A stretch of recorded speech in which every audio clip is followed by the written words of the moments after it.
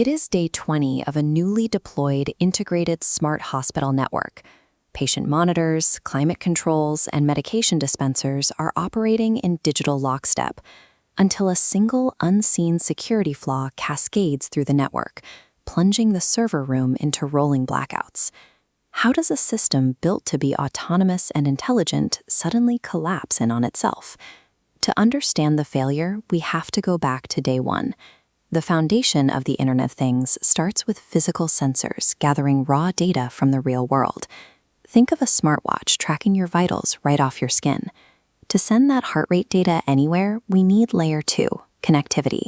This relies on massive physical infrastructure, like cell towers beaming 5G, or specialized low-power protocols like LoRaWAN to transmit the data wirelessly.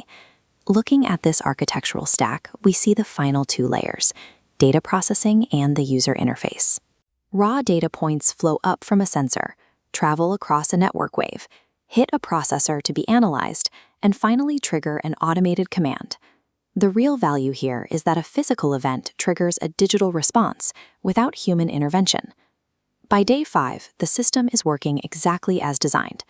Doctors monitor patient oxygen levels from miles away, and factory sensors order replacement parts days before a machine breaks. This chart shows an exponential climb in global adoption. We are moving from roughly 21 billion connected devices today to a projected 40 billion by the year 2030. To handle that massive influx of information, the network relies on edge computing. Instead of sending every single data point to a distant cloud server, the data is processed locally at the edge of the network, which cuts down on both delays and startup costs. But underneath this fast automated surface, a structural weakness is actively expanding. Connecting billions of endpoints at breakneck speed without uniform guardrails creates a fragile ecosystem. A single compromised sensor can ripple through the entire physical environment. By day 10, the first major crack appears: a severe lack of interoperability. Because there hasn't been a universal standard, devices from different manufacturers struggle to communicate. You end up with a tangled mess of incompatible applications and proprietary protocols.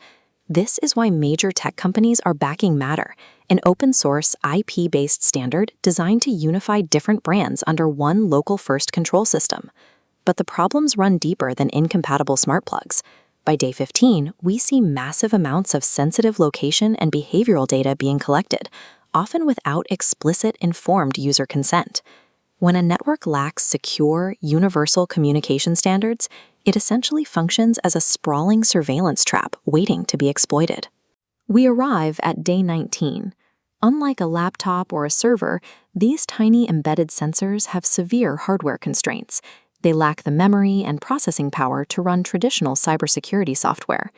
These constraints lead to manufacturers shipping devices with hard-coded, weak default passwords. Worse, many of these devices are completely incapable of receiving secure over-the-air updates to patch flaws after they leave the factory. Looking at this diagram, we see how an unpatched flaw turns into a remote code execution.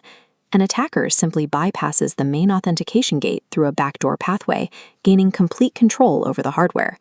Because these devices lack the memory to run standard security tools or the ability to update, a vulnerability in the raw firmware remains active for the entire life of the hardware.